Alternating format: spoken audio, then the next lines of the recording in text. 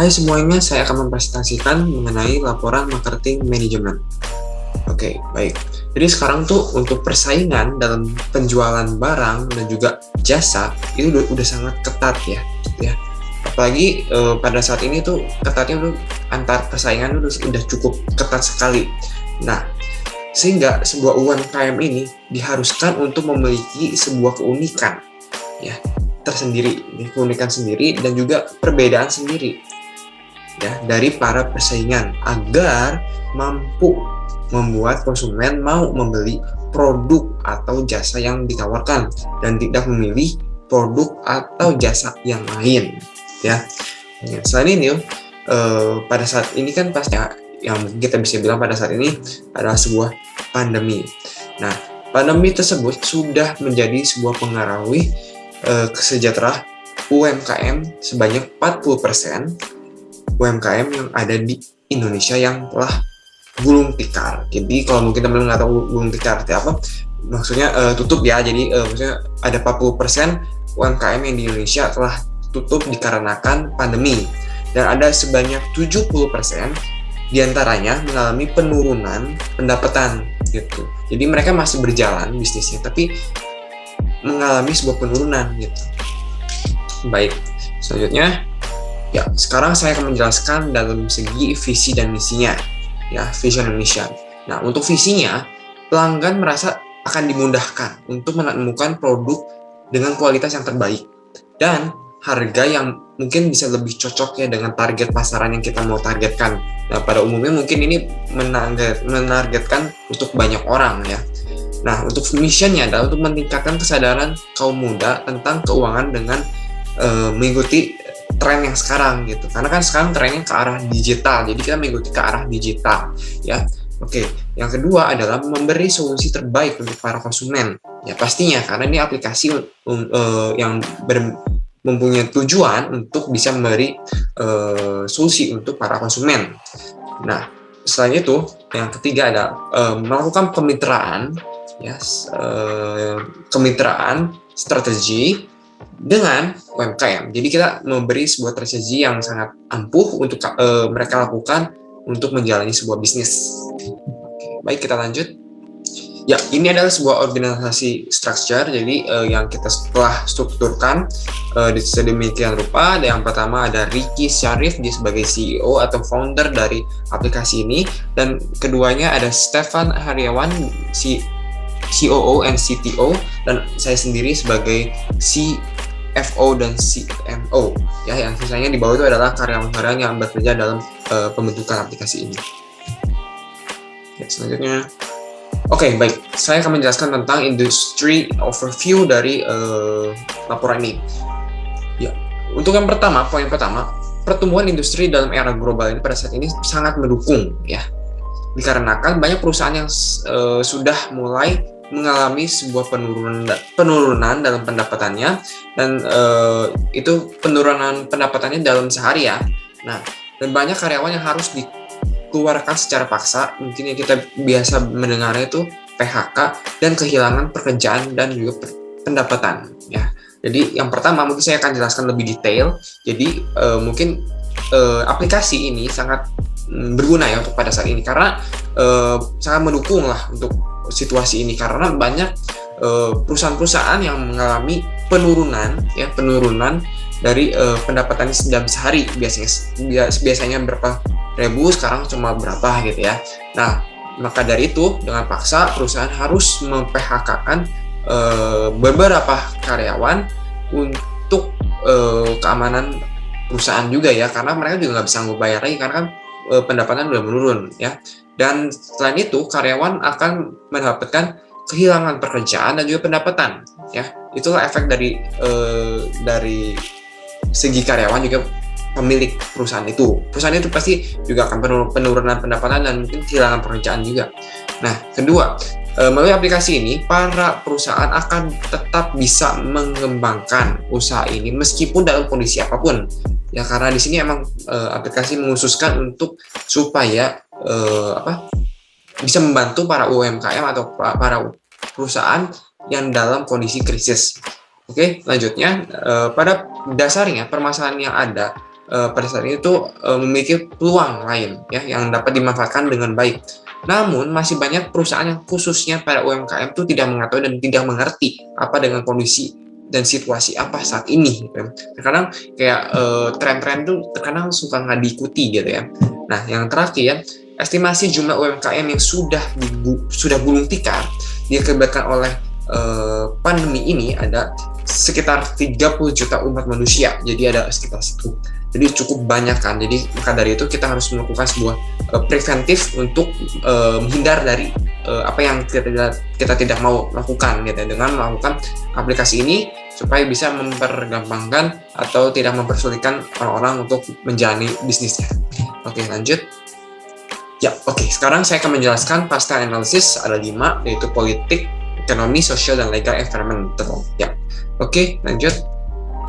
Ya, untuk dalam sisi politik, ya jika kita melihat dalam data yang bahwa pemerintah telah melakukan berbagai upaya menyeimbangkan gaji minimum karyawan dengan kondisi ekonomi, ya, dengan kondisi ekonomi dalam pemerintahan, ya.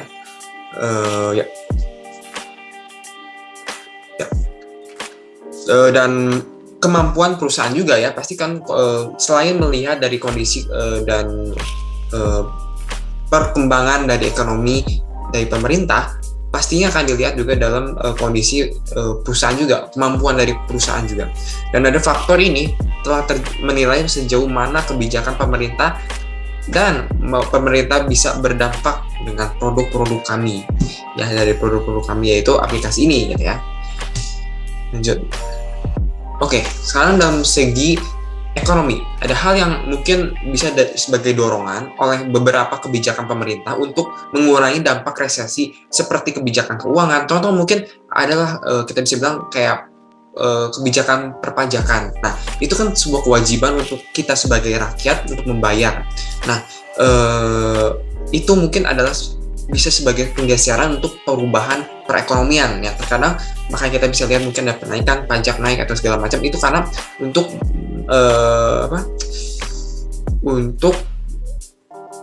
mengurangi dampak resesi gitu ya. Seperti yang kalian lihat dari layar slideshow ini, itu adalah apa tujuannya gitu, dari mengurangi gitu ya dari kebijakan yang ada gitu ya. Mungkin itu aja yang mungkin saya bisa kasih tahu di bidang ekonomi ini ya, di slide ekonomi ini. Selanjutnya ya ada sosial. Kalau dalam sosial ini kita menganggapnya bahwa kebiasaan membandingkan produk. Nah, tapi sebenarnya membandingkan produk itu adalah hal yang bagus ya, karena biasanya memperbandingkan produk itu adalah salah satu kekuatan untuk para perusahaan atau para bisnis yang sedang menjalankannya ya. Tapi ada beberapa kasus yang masih ada banyak orang yang memperbandingkan produk yang sekilas namun sebenarnya itu beda gitu, tidak sama tapi sekilas kelihatan sama gitu. Nah, itu yang mungkin harus turut diperhatikan. Oke, lanjut. Ya, dalam ini ada salah satunya adalah teknologi juga ya. Hal ini mengacu pada insentif teknologi yang tingkat inovasi dan juga otomatisasi kegiatan penelitian dan pengembangan perubahan teknologi dan jumlah kesadaran teknologi yang dimiliki oleh pasar sasaran. Jadi terkadang saat kita membuat contohnya aplikasi seperti ini, terkadang kita juga harus lihat pasaran kita kemana. Karena terkadang kalau misalnya kita mau membuat aplikasi yang sepemikiran kita, terkadang kita harus juga memikirkan apakah para pengguna atau users, apakah mereka bisa dan mampu untuk melakukan atau mungkin menggunakannya ya, bukan melakukan, menggunakannya untuk membantu permasalahan yang mereka hadapi gitu. Karena kita dalam aplikasi ini tuh punya tujuan untuk membantu. Jadi kalau misalnya kita membuat sebuah inovasi dalam teknologi tapi tidak bisa digunakan untuk para users, itu kan sangat sia-sia kan. Jadi kita harus melihat juga dalam sisi pasaran kita gitu ya. Jadi ini adalah sesuatu yang kita taruh di sini. Ya, yang terakhir adalah legal, data polisi. Oke, ini adalah data polisi yang mungkin harus kita perhatikan jika melihat regulasi yang ada, perusahaan yang masih berpulang untuk menjual data olahan yang telah melalui proses validasi yang tidak melibatkan data-data privasi pengguna seperti nama, alamat, dan data-data pribadi itu yang mungkin kita tidak bisa memberikan ya. Itu adalah sebuah hal-hal privasi gitu ya. Oke, lanjut. Ya, sorry, yang ini bawah ini copy ya, nggak usah dilihat, diabaikan saja. Kita lihat yang sisi atas dan pertama ini aja ya. Nah, soal sisi environmental ini, kita termasuk dengan aspek ekologi dan lingkungan seperti cuaca iklim, keseimbangan lingkungan, dan juga perubahan iklim yang terutama dapat dipengaruhi industri. Karena terkadang kan pasti kalau industri kita selalu pasti akan ambil di sisi yang mendekati raw material mereka yang mereka butuhkan. Dan terkadang industri itu suka memberi efek jelek ya, efek jelek pada perusahaan lingkungan gitu. Karena inilah salah satu yang mungkin kita bisa bilang ya untuk slide ini. Oke, mari kita lanjut. Oke, ini adalah analisis persaingan. Jadi ini adalah beberapa aplikasi yang kurang lebih bisa sebagai persaingan dari aplikasi kita, dan ini adalah strength and weakness dalam analisis persaingan ya. Ya, dalam buku warung itu mungkin teman-teman pernah dengar ya, buku warung itu sebagai biasanya mereka untuk melakukan pencatatan dalam penghasilan penjualan mereka. Jadi buku warung itu adalah aplikasi yang mempermudah UMKM untuk mengatur bisnis mereka ya. Selain itu ada Speedy. Speedy adalah hal yang berbeda dengan aplikasi Finning yang menawarkan berbagai cara menginputkan data seperti melalui pemindai struk, belanja, dan untuk beberapa mitra yang bekerja dengan aplikasi Finning, konsumen dapat menginput data secara otomatis ya. Ini untuk aplikasi Speedy. Nah, untuk Finning app yang ada di sini saya KUR itu adalah untuk mengurangi kepercayaan konsumen untuk memandai sehingga membuat aplikasi yang kita buat tidak berguna. Model dan desain masih menonton ya, masih sangat biasa-biasa saja sehingga tidak menarik ya untuk penampilannya. Terlalu banyak inovasi yang dilakukan yang membuat masyarakat bingung, permintaan pasar ini belum terpenuhi. Jadi seperti yang slide sebelumnya saya sempat memberitahu bahwa yang ini terkadang kalau kita membuat aplikasi tentunya kita harus melihat dalam permintaan pasar gitu. Kalau misalnya kita mau memasarkan produk ini, aplikasi ini untuk siapa, pasti kan kita harus melihat dulu apakah dia bisa gunakan atau tidak. Tapi kalau misalnya dia tidak bisa gunakan, ya sama-sama aja gitu ya. Orang bakal memilih aplikasi atau produk yang gampang dan tidak mempersulitkan gitu. Seperti itu. Lanjut. Ya, ini untuk short analisisnya, strength and weakness-nya. Jadi aplikasi ini tentu dapat membantu untuk mencapai kebebasan finansial menggunakan fitur AI berdasarkan sejarah keuangan elit, menyusun database pengguna langsung dapat relevan yang dapat digunakan oleh para perusahaan kecil ya, usaha kecil dan menengah, dan juga bisnis untuk melacak perjualan dan pelanggan individu. Jadi ini sebenarnya lebih untuk melacak dan mengambil data supaya kita bisa menguraikan ulang dan bisa sebagai usulan kita untuk melakukan kedepannya seperti apa gitu ya. Jadi ini adalah kekuatan kita. Untuk weakness-nya adalah serta kekurangan database dan database UMKM dan produk perusahaan yang untuk bisa dipilih oleh pengguna. Jadi itu susah untuk kita untuk para pengguna untuk memilih gitu ya. Itu mungkin yang kita harus memperkembangkan lagi. Nah itu kan sebagai weakness pasti kita harus memperkembangkannya supaya tiada weakness. Pastinya ada, tapi kita akan mencoba untuk berusaha sedemikian rupa mungkin bisa menjadikan sebagai strength gitu ya, karena kan dari weakness bisa jadi strength tentunya kan. Dan ya itulah untuk strength weakness dari SWOT analysis. Ya lanjut, oke kita jelaskan lagi dari SWOT analysis dari sisi opportunities. Jadi dalam sisi opportunities ini kita bisa menggunakan bonus demografi sebagai target pasar utama penggunaan aplikasi Snapcard di Indonesia, dan kemungkinan kerjasama dengan perusahaan crowdfunding seperti Amarta yang mendukung beberapa mungkin hampir banyak UMKM ya, kurang lebih seperti itu. Oke, selanjutnya kita lanjut dengan threats. Masyarakat tidak peduli dengan kesulitan beradaptasi dengan teknologi baru, terutama smartphone yang kurang kompatibel dan juga teknologi yang sudah ada, sehingga UMKM dan warung akan merasakan persaingan yang sangat ketat gitu ya, karena mungkin udah banyak orang yang menggunakan teknologi gitu ya, udah canggih kan sekarang. Jadi mungkin untuk warung dan segala macam udah mulai sangat ketat gitu untuk melakukan persaingan di dunia teknologi gitu ya. Untuk beradaptasi juga mungkin sangat susah ya, sulit gitu ya. Oke, baik, kita lanjut.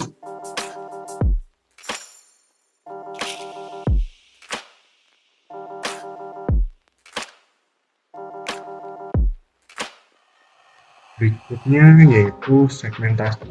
Segmentasi yang kami ambil adalah segmentasi dari sisi perilaku konsumen. Ada 3. Yang pertama itu adalah jumlah pembelian besar. Yang kita tahu anak muda itu suka dengan pembelian barang mewah, mobil, hiasan, rumah, sesuatu yang sifatnya bersifat hedonisme.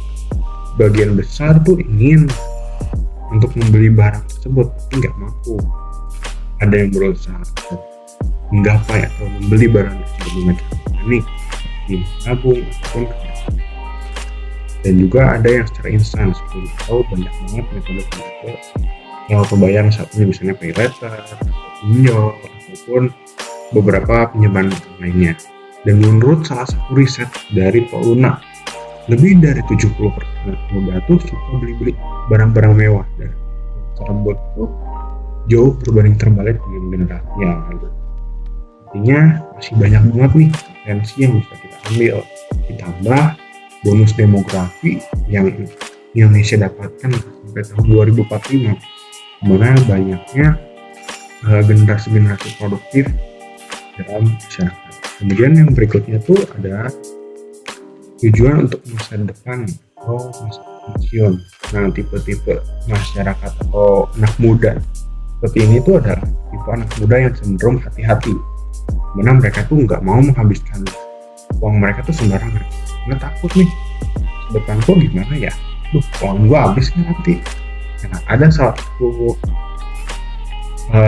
dosen, yaitu Bima Yudhistira dari Universitas Development Penelitian Finansial, berkata bahwa tidaknya anak muda tuh harus mulai untuk menabung dana pensiun tuh sekitar umur 25. Dan banyak nih di antara kita yang cenderung, wah ini baru ke fresh graduate, nggak mungkin kan gue bisa menabung 100 juta gitu. Tapi mereka nggak sadar bahwa sebenarnya tuh mereka bisa, karena mereka boros aja, mereka nggak bisa. Nah, inilah konflik dalam mengatur keuangan mereka. Kemudian tuh setelah segmentasi dari sisi keuangan, ada juga segmentasi dari psikologi.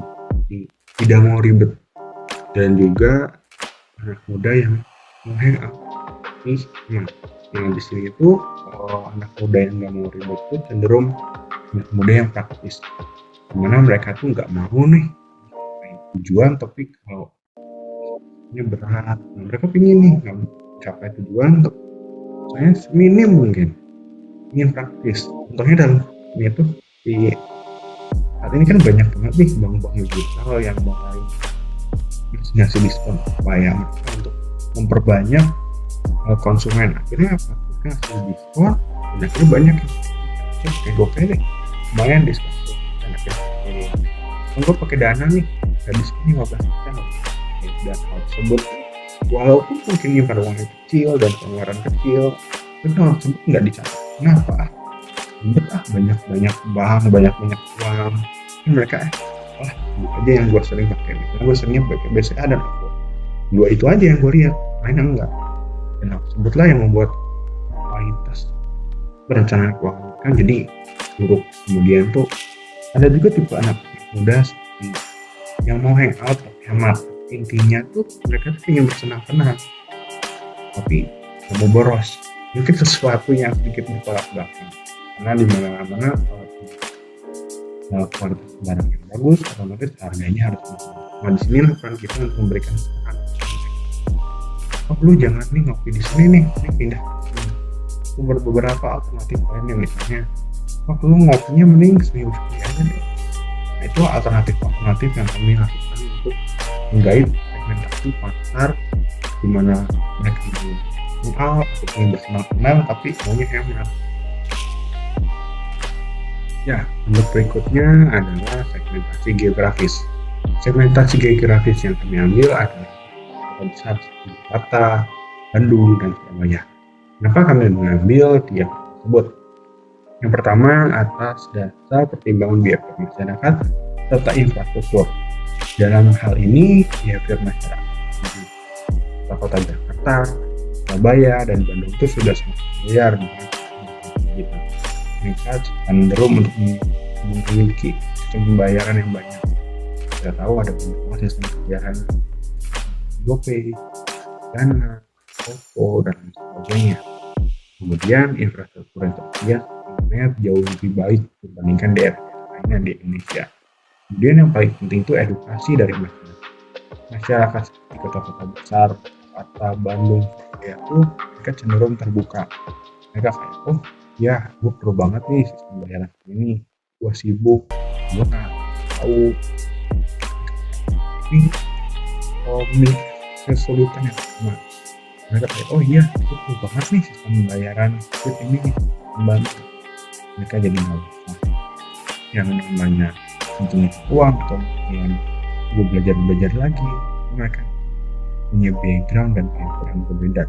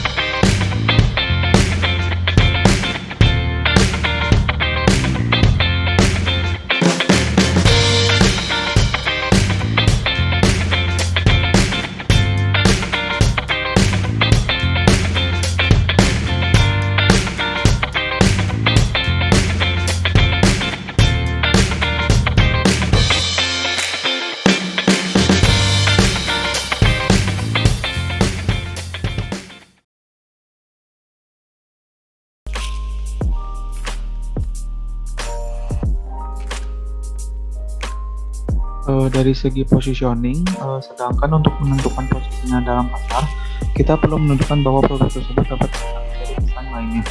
Di atas segalanya, kita perlu menunjukkan hal-hal yang menarik yang dapat diterima oleh konsumen. Cara agar konsumen tertarik adalah kita akan membuat strategi pemasaran berdasarkan user atau pengguna. Lalu kita akan mencari brand ambassador atau BA untuk mewakili aplikasi kita dalam bagian positioning.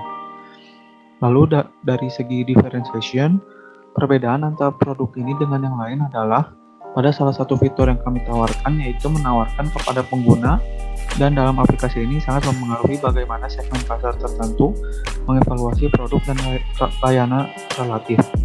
Dalam hal ini telah menunjukkan bahwa produk tersebut lebih berbeda dari yang lainnya dan dapat dibedakan.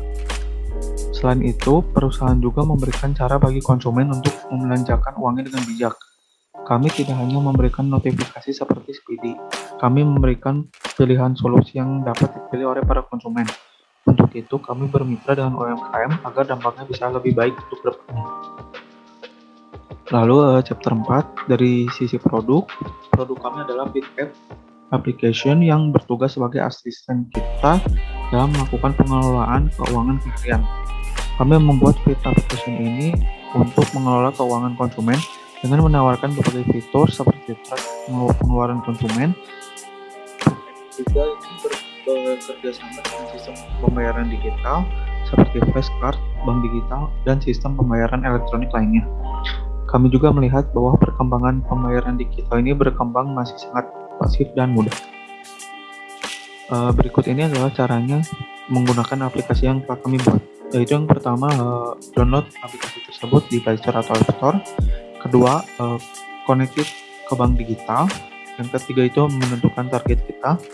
Dan yang keempat adalah belanja sesuai kebutuhan kita. Dari sisi price, untuk aplikasi yang kami produksi dapat diakses melalui Play Store maupun App Store. Aplikasi tersebut cukup mudah didapatkan dan gratis untuk pemasangan. Lalu untuk menggunakan aplikasi kami menggunakan sistem berlangganan atau subscribe. Kami membuat sistem berlangganan dalam jangka waktu 1 bulan. Untuk biayanya kami membuka harga di 40.000. Hal itu kami sesuaikan dengan kebutuhan dan perilaku konsumen terhadap produk kami dan demi untuk memenuhi kebutuhan atau keinginan lainnya. Hal ini sangat penting dalam manajemen pemasaran karena dapat membantu pemasar untuk memenuhi apa yang mendasari konsumen dan untuk memilih dan menggunakan produk.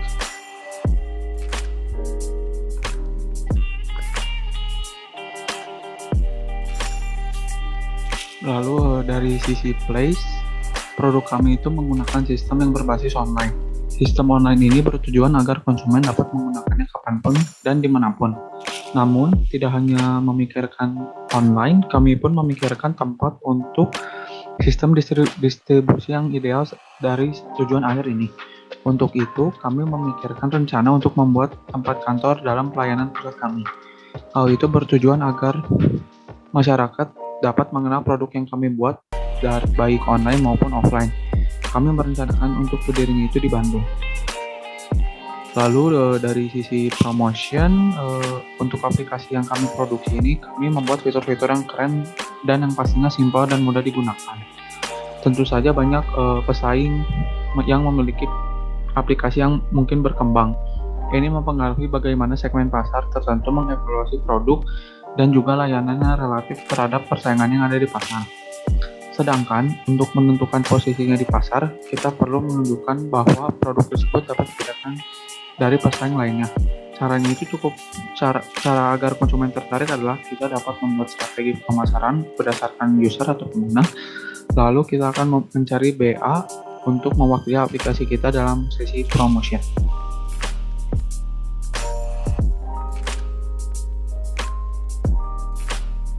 Berikut adalah tampilan awal dari ini, di mana user menyimpan data-datanya. Jika user belum pernah masuk, kami tampilkan saya di mana user akan diminta email, nama, dan lain sebagainya. Namun kami juga memberikan kemudahan dalam pengaturan setting, di mana user dapat menggunakan Facebook maupun Twitter sebagai natif dari Hangout. Kemudian jika user sign up,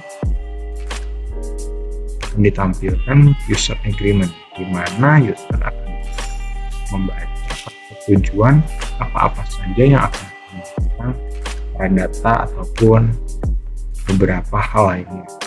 User akan diminta baca, kemudian checklist, dan next. Berikut adalah tampilan dari aplikasi ini.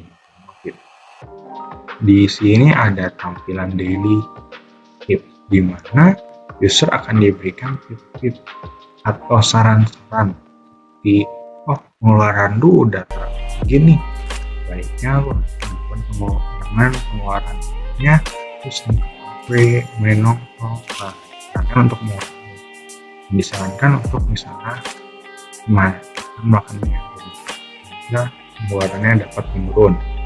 Kemudian ada beberapa data lagi di bawah ini. Sini itu menampilkan beberapa data secara overview, di mana jumlah hubungan user di seluruh instrumen pengeluaran, instrumen bank-bank, digital, nasional, semua akan disebut. Kemudian di bagian bawah juga ada beberapa pengeluaran harian, bulanan, hingga target, di mana user akan menentukan, misalnya 5 tahun lagi gue ingin punya rumah dengan harga 200 juta. Tersebut akan disesuaikan dengan pengeluaran, pemasukan di si user. Kemudian di sini juga ada beberapa tampilan, di view ada platform ini. Kemudian di tampilan berikutnya ada reward, di mana user dapat menambahkan beberapa target. Misalnya di sini diasumsikan bahwa user ingin membeli rumah yang seharga 200 dengan fee awal per 20 juta. Nah, di sini itu akan ditampilkan, ternyata user memiliki kita depannya memiliki rumah dengan juta. Nah, dia akan berikan saran, ini loh, gitu. Kemudian ada finansial, ini secara lengkap tentang keuangan kita. Nah, di sini ada tampilan pengeluaran minimum dan maksimum rata-rata, dan di sini kita akan ditampilkan ternyata pengeluaran lu sesuai nggak sih. Ternyata orang-orang itu rata-rata 290.000 loh, berarti lu ada indikasi boros. Di sini ada beberapa pengeluaran yang dilakukan konsumen. Kemudian tuh ada yang namanya history. Di sini tuh menampilkan kurang lebih mirip seperti ada di finansial, tapi ini lebih ke history, di mana user tuh kemarin apa ya sih? Kemarin gue belanja di Shopee nih, atau kemarin gue habis nonton semua bakal kontak. Nah, sistemnya integrasi, misalnya gue habis beli ini di GoPay, beli ini nanti nyatu. Kemudian ada juga yang namanya financial fact. Ini juga mirip, cuma ini datanya kosong, jadi nggak tampilkan. Jadi intinya di financial fact itu mirip dengan yang ditampilkan di history tadi ya. Cuman datanya itu lebih lengkapnya di grup-grupin, kan yang tadi, misalnya pengeluaran makanan gue gimana nih, ternyata pengeluaran gue tinggi banget nih.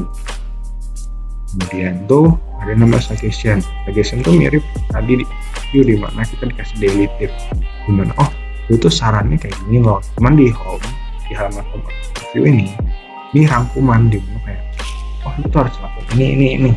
Kalau lu pengen lihat rinciannya seperti apa, lu bisa lu tuh harus melakukan ini, lu harus melakukan ini besar 20% dari pengeluaran lu di instrumen investasi apa, benar-benar tepat. Kemudian di bagian sini ada beberapa seperti setting, di mana ya masyarakat apa semuanya sesuai dengan keinginan, misalnya berubah klaimnya dan lain sebagainya. Kemudian di sini juga kami memberikan menu feedback, di mana user dapat memberikan gue masih kurang bagus nih, gue harus memberikan nih, ternyata masih ada kurangnya nih, pikirnya itu benar-benar bisa diberikan. Kemudian ada kontak ini biasanya digunakan untuk misalnya aplikasi gue tuh ada bugnya, ini setiap gue ingin nambahin target ternyata ngebug, pas udah nambahin itu kenapa kosong nih, itu bisa kan di bagian konten. Mungkin sekian dari gambaran dari aplikasi ini. Sekian dari kami. Terima kasih.